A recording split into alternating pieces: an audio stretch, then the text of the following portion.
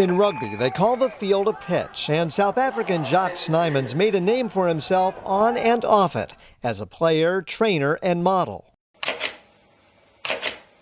Now he's making headlines for turning to a different kind of pitch, as high as he can get.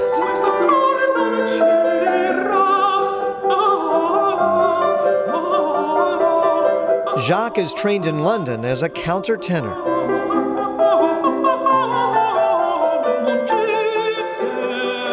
The music originally was written for men that were castrated as boys and to keep their voices high. It was quite fashionable during those times. It had changed that in sort of the 1900s it became more that women used to sing those roles, and now in the sort of last 15 years men had started to be singing those roles again. Without going under the knife. They're still there.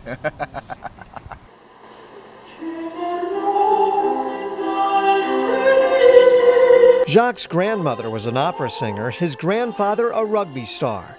Jacques has been balancing both passions since he was a boy. In South Africa, it's actually combining sport and music isn't that uncommon, but luckily I find solace with that, and luckily I was quite good at both of it. Being able to step off a rugby field and going to a singing competition with a bloody nose and bloody knees, standing there singing like an angel and winning a gold certificate. If anybody at school used to say something about it, they'll say, well, I'll see you on the rugby pitch. Now Jacques is bringing his music to America, creating a concert tour to help kids who've been bullied and abused. Well, the message of the anti-bullying campaign is actually it gets better. So, that's really my story. It does get better. I was abused as a child, and so it's something that's very close to my heart.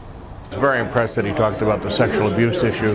To admit that was really, I think, very, very strong. Just somebody standing on stage talking about something like that, and someone who has the presence that he has the potential of doing some amazing work.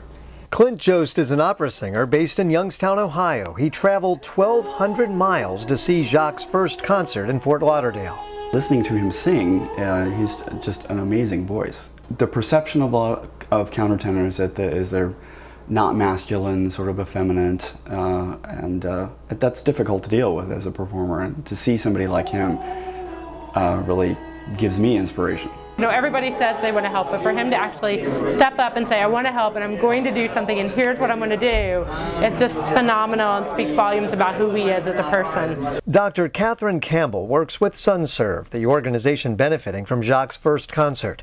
They provide counseling and other vital services to adults and youth in South Florida.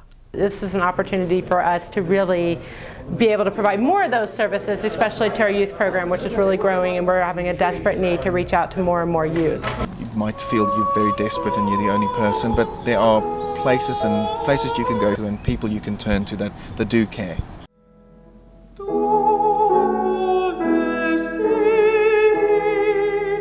Jacques Snyman cares, and he's taking that message and his music across the country. When people are seeing him as a good role model for how things can be, I think they see hope for their own future. I'm Steve Oldfield reporting.